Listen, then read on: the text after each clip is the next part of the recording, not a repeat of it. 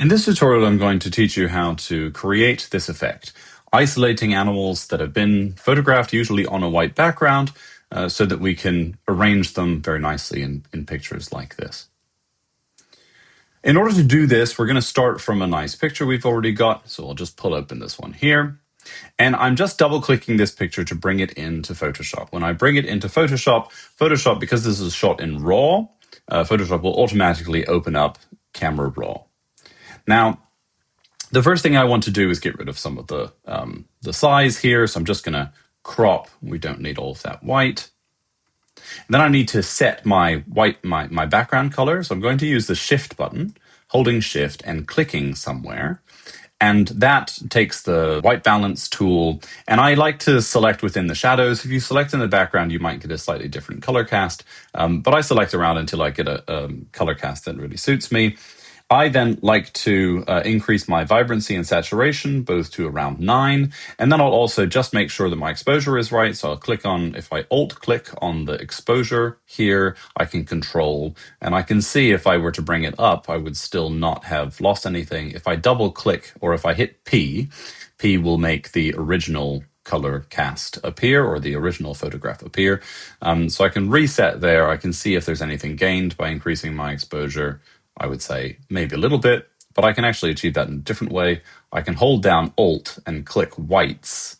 And when I'm holding Alt, then it will tell me where in the picture has now got overexposure in the white range. I can hold down the same thing in black, and I can see here there's already some yellow and some blue. And so I'm not actually going to do anything with that black slider. The white slider looks like it was okay. Again, I can hit P, go back, see if I've lost anything by making those adjustments, but it doesn't look like it, so this is fine. Now I'm again going to Alt-click to open a copy of this image. If I click Open, then I'm editing the original version of the RAW file. I prefer not to do that, so I create a copy here. All right, so I've brought my copy in, and now I'm going to use this tool here. This is the Object Selection tool, and I'm going to hit W.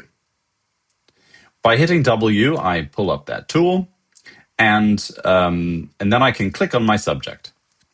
The Object Selection tool is pretty good. It's very good at doing its job. Now I'm going to change over to the Lasso tool, L.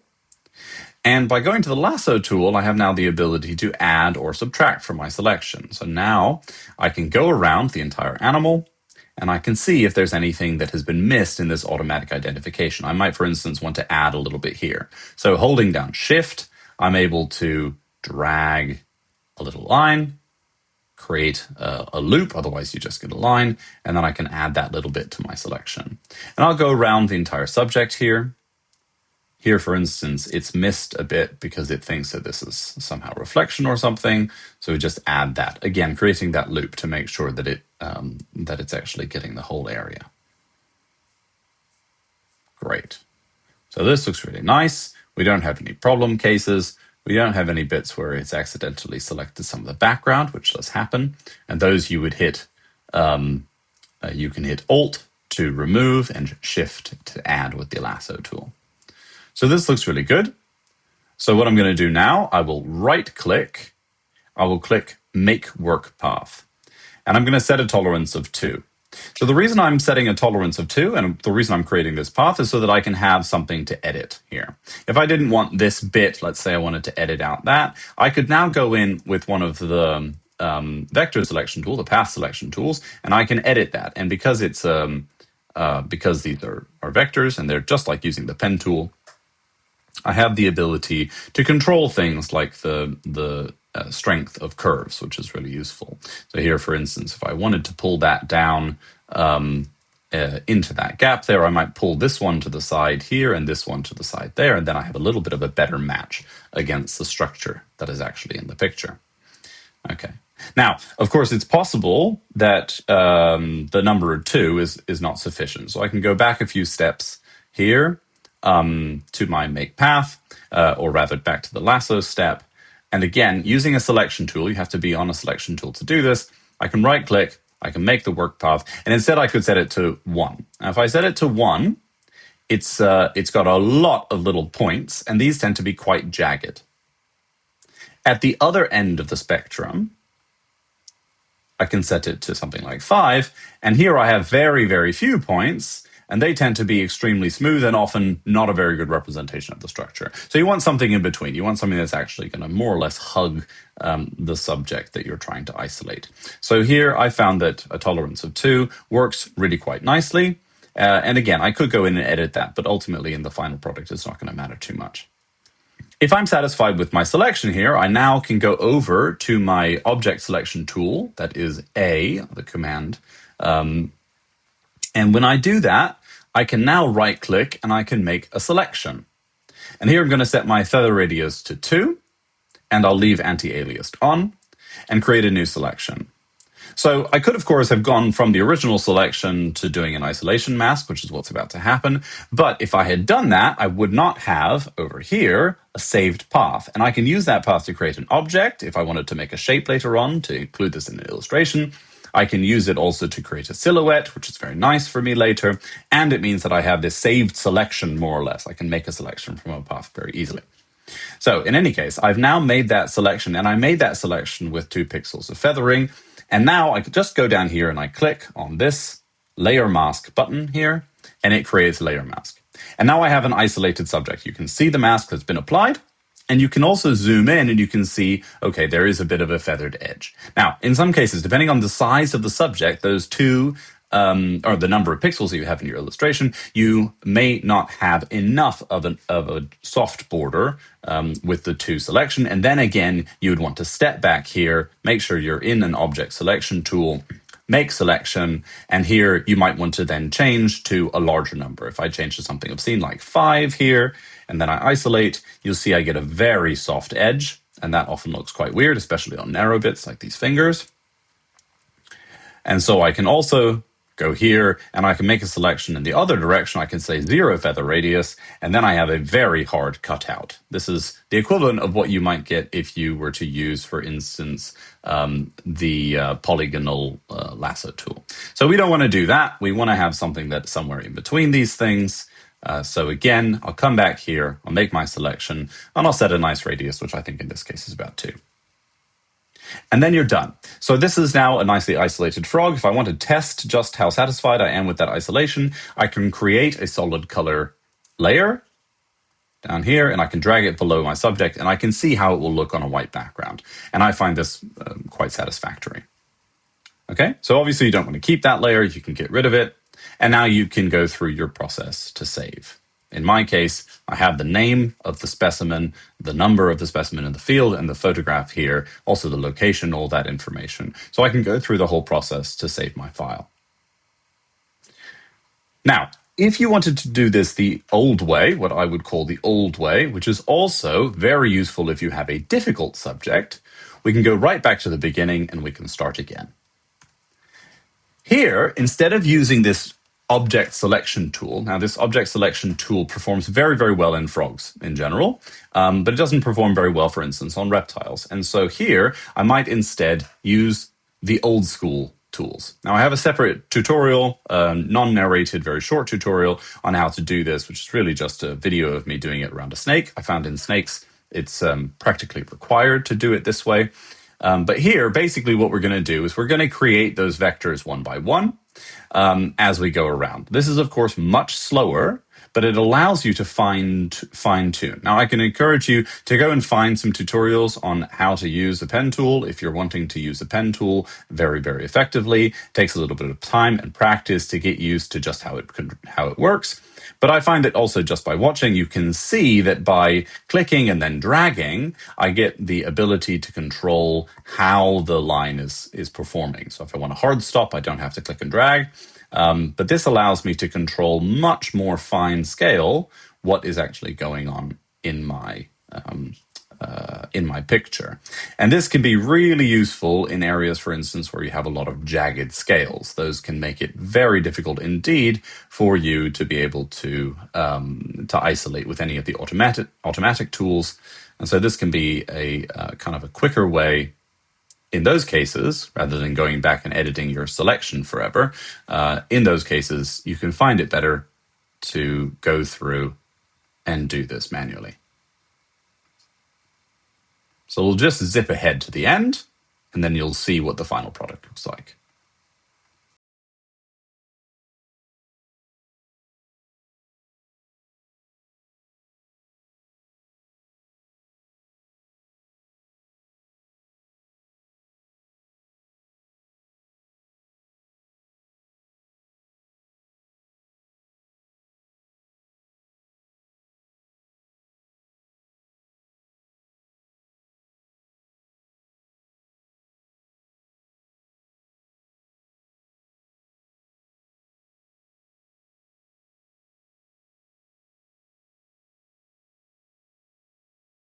Okay, so that's the end product. And obviously, there is some difference here. I've only selected the points very carefully. My overall pattern here has therefore matches pretty much exactly what I would like it to look like. I've had a lot more editorial decision, and I'm able to ensure in one fell swoop that the only things that I'm getting are the things that I want to include. This can be really important if, for instance, you have an animal like geckos often have, where the tip of the toe is almost the same color as the background. The object selection tool is never going to get those right, or very rarely will get them right. And so you almost always have to go in and adjust those. Then I do that with the lasso tool.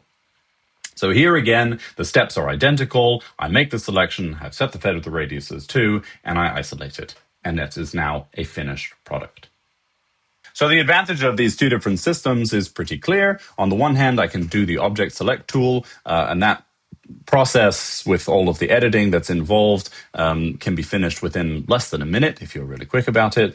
Whereas this object selection or making paths around your object yourself, you wind up with the same product. I have a work path at the end. I have the same kind of isolation thing. Here I've had a little bit more of a hand in how that shape actually looks. I've had, for instance, more of a direct hand in determining this area of the animal where I was paying attention to before. So they have different use cases, but in general, if you want to accelerate your process, you can use the object selection tool to speed things up significantly. And on the other hand, if you have difficult subjects or animals with complicated topography of their outlines, then definitely you would want to use the pen tool directly. But I can also present an example where you might want to have a little bit more control, and we'll do that now. So now I'm going to bring in a new picture. So this time we're importing a photo of another kind of frog. And here again, we're going to go through the same few steps to import the image. So I'm just opening it with Camera Raw, setting the white balance, adjusting the vibrance and the tone to the way that I like it, and then so that it's consistent with my other images. I check my white levels, I check my black levels, both cases with Alt held down so that I see the contrast. I'm still not satisfied with the color cast here, so I'm just going to click around, see that I can find a color that I like. That's too blue. There we go, quite satisfied. And now I'm again going to open a copy. Now here, I'm going to use, once again, the object selection tool. So I'm going to use W. I'm clicking on my subject, and it does a pretty good job. But it has some flaws. One notable flaw is here. I have an area where I do not have a selection included. And so I've gone to my lasso selection tool with L, and I'm going to remove that area because this is background here. Oops, done a bad job. Do it again. The nice thing is I can do an undo step and I can refine my outline. But I've removed that piece, and now I'm going to add this piece here. Now, in principle, you can also do this after. So here, for instance, there's a missing bit of a toe. I could also do this after making the path. So I can right-click, make work path, tolerance to, and now I've got my path. And this has some advantages. I can go here, for instance, and I can pull this down, and then I'm doing it directly. I don't have to use the lasso tool. But I find this to be rather tedious, especially when you have to do it lots and lots. So here, for instance, I need to adjust this one to come in and this one to come in, but it's already got that thing. So now I have to go to the pen tool, reset the energy on this button, move a new, or I can move this button over holding Command, and then I can set new kind of impetus on this. Do that here as well, move this one specifically. It all winds up being rather a faff. And so that is why it's preferable usually to do your fine adjustments to your path before you even make it. So with the lasso tool. So here, for instance, using the lasso tool, Shift to add some more, Alt to take some away. Shift to add some more, and some more. Always making sure we close the loop, and just checking all around the subject to make sure that I'm not going to lose anything. So that's a really important part of this process. So I've now brought in another subject just to demonstrate another principle here. So I made a selection of this object with the Object Select tool, and then I have actually manually removed these areas that it correctly had excluded from the selection so that I can demonstrate this. If you were making the selection manually, you would be starting from a point that looks like this. Okay, so we have a path that goes around the object, but we still have these isolated bits in the middle. Now, I need to solve that problem. And so I need to solve that problem by creating a path that goes around the bit that I want to remove. So I'll do this step here, there, there. Just following the outlines again, same as before. Now I'm going to do it again down here. Oops, going the wrong way. I'm just doing it very roughly now. Take more care if I were doing it for a finished product. All right. And now we have these two additional paths. Now, when I go to the Object Select tool, it's only selecting the outside path. If you make it with if you make your work path, this is the work path. If you make your work path with the Object Select tool and it manages to remove these correctly, usually when you select it with the with here the path selection tool, not the direct selection tool, which only selects individual points, but the path selection tool, then it might actually include those other things. But here it doesn't. So here, right click, make selection, feather radius 2, wonderful. That's great. But if I now make my my mask out of that, I still have these pieces. It hasn't correctly subtracted those two pieces. So I wanted to show you what happens, or how you can get around that problem. And this is quite simple. I can actually click inside each of these masks, and now I can right-click, make selection, and subtract from selection. Now I have that selection that is correctly removing those two areas, and now, once again, I've managed to isolate it quite nicely. And I have the control to go back and I can edit those if I need to. So that is how you can make sure that the appropriate holes are present in your animal if you have, for instance, or in your subject, if you have, for instance, areas of the subject that are poorly selected, or where you have to go in and you can polish them up later. Now, I don't really understand why it sometimes is able to select them and sometimes is not. But this is just a good way that you can kind of make sure that even if it fails to make a selection appropriately, you can go in and you can fix it yourself. Now, when it comes to exporting these files, I like to use the Command Alt Shift S option. This pulls up the Save for Web, which is a legacy function that is still, however, functioning really nicely. And now I can see what my final file is going to look like. Now, you have to save it as a file that preserves transparency. In this case, we're going to do a PNG. And we're going to do a 24-bit PNG. This is important because I have a rich subject matter. It has a lot of different colors in it. An 8-bit PNG is not going to cut it. Even though the file would be smaller, it would be very ugly. A JPEG doesn't work because JPEG cannot do transparency, and a GIF is also acceptable, but PNGs are better. They are a little bit smaller, I think. So in any case, we now have a file. We have to make sure that transparency is on. We don't have a matte color here, and we can change our image size if we need to. Now, I have a very high resolution camera, so often my images are too large to be really usable. And so I will often downscale to, for instance, 3000 pixels wide.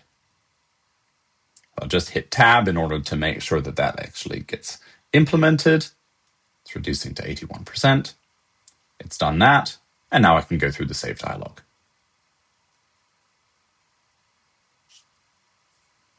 can navigate here to our tutorial folder.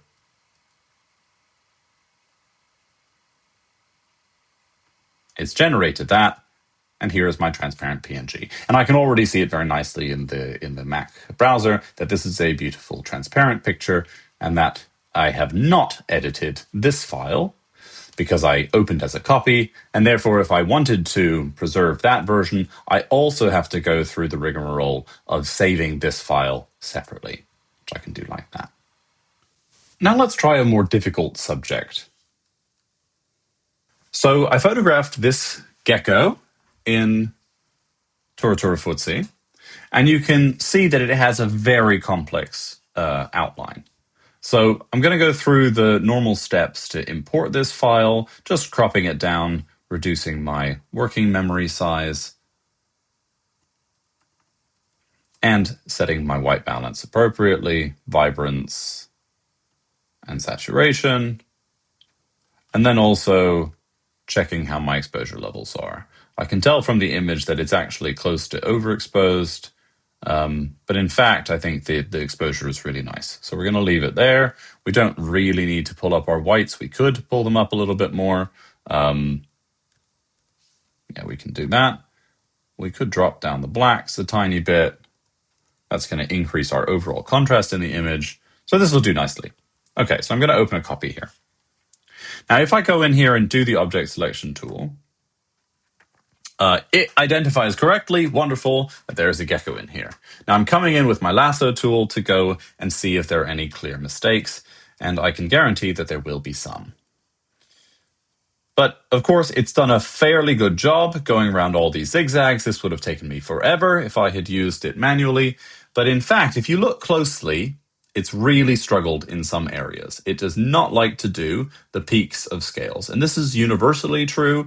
The object selection tool does not like very jagged structures. It likes to round off edges. And that can be a little bit of a pain.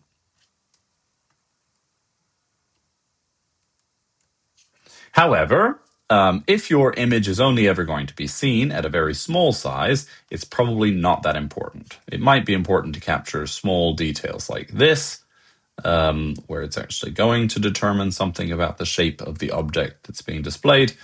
But on overall jagged structures, I think the reader or the viewer is going to get the gist. Here we always have to make sure that it's correctly grabbed the claws, because it almost always misses the tips of the claws. See? It does not like to do gray on white or white on gray. And here again, we've got some structures where I would consider this to be largely unacceptable. And if I were to do this with the pen tool myself manually, I would be having a much higher level of fidelity in terms of the individual structures. But of course, I would be taking hours longer to do a subject that's as complex as this one. So it's also a bit of a cost-benefit analysis, whether or not I want to go through the whole rigmarole of getting this isolated, super detailed with the pen tool, or if I'm satisfied by going around using my lasso selection tool and refining like this. And then, of course, I could come in and do the pen tool again afterward. There is also the option of finding a common middle ground where I would, for instance, I can demonstrate that in a second, where I might say, okay, well, the whole thing that's auto-segmented is quite nice, but let's come back to this foot once we're done. So I go through, I've gone all the way around the animal, I'm pretty satisfied with that. So I'm gonna make work path, tolerance 2, and see what it looks like. Am I satisfied with that? No. Look how it has smoothed the bottom of the tail. That's not gonna work at all. So I need to come in again, reset, tolerance 1. That's doing a little better, but in fact, I'm not really satisfied with that either. So I'm going to go down here to a tolerance of 0.5. And this is going to be a much higher fidelity. It creates a huge number of points, of course. These are very jagged. That won't matter so much in the selection as long as there's some feathering attached. But this can be a way to get somewhere closer to where you're liking. I don't like that 0.5. I'm going to go back up to 1. Although it's still quite far from satisfactory. Hopefully it won't matter too much. But let's look here, for instance. Now, I'm not very satisfied with this. So what I can do is I can hit A. That'll bring up my my path selection tool. But in fact, I'm not satisfied with path selection. I want to change to point selection tool. Is that what it's called? It's called direct selection tool. Yeah. So I don't really like this job that it's done here. So I'm going to select all the points that are involved here. I can delete those. And now I can start again from one end of this path. And I can add all the missing points to reconnect, but this time having refined. So in a subject as complex as this one, accepting that most of the model will be fine, but there are some areas that need to be refined manually, you can do that by starting from a fairly complete auto-generated path, and then I can go and I can make one that I'm much happier with compared to the old one. So if I just show you by going back in the history what this path looked like before I went in to edit, that was what it looked like before. All right, compare that with this, a much higher fidelity path. Yes, okay, I made some mistakes. I can manually edit those and everything makes a little bit more sense. So again, if I were to look at some parts of the tail where I'm not satisfied, I could go in and I could edit those. The same is true up here. We know that there were some bits of the scales here that were missed. Not happy with those. So I can go in here, I can fix some of them maybe manually, and then there might be some areas where I'm like, oh, this is just rubbish. I'll go in here, delete those points, take my pen tool again, and I can go down and actually put in the fine control where it's needed. So you can find a kind of happy middle ground between doing everything manually and getting a substantial amount of the way there and just seeing whether or not things can be fixed by direct selection tool, or if you might instead want to come in and make some modifications. You can also, with the pen tool, click in the middle of the path and create a mid-ground point, and you can use multiple of these to add to your path without having to delete anything. And that can be really useful in a place like this where that jagged structure had been missed completely. And also you can delete points that you don't like and then gain more control over them. And you delete them by actually just clicking on them normally with the pen tool. And that can be really useful. Here I might even come in with the pen tool and hold Alt and give new power, new impetus to this point, and that will give me a little bit more control. So I could, go through and fine-tune this, and that's certainly still going to be far, far faster than if I were to try to do the entire outline myself manually. Here, once again, I'll make my selection. I'm going to make the selection due to, and here, for some reason, it hasn't selected this bit, so I need to remember to subtract that from my selection. Again, right-click, pull up that menu, and then you can subtract from selection. And now I have a pretty satisfactory outline, feathered, and I can use it to create the mask. And now I have a nicely isolated gecko. Now, I would normally spend a little bit more time getting to a place where I'm happy with, but if I click away from that path, and here I click away and I create, again, a solid color layer. Doesn't have to be white, but I like it to be white because I'm going to see it mostly on a white background. I can see if there are any areas that I'm really not happy with. But in fact, even the tail, where the outline was so poor, the path was so poor, this is absolutely acceptable. I think if you were to print this at full size, which is enormous, you would still not really be able to have any complaints about anything obviously missing. And we can go and see also that bit underneath the toe that we went and did manually before, that's got a really high fidelity. So that's ideally what you want around the whole body. But as things get less in focus, it doesn't matter as much. So we can get away with more looseness there. We don't have to edit it.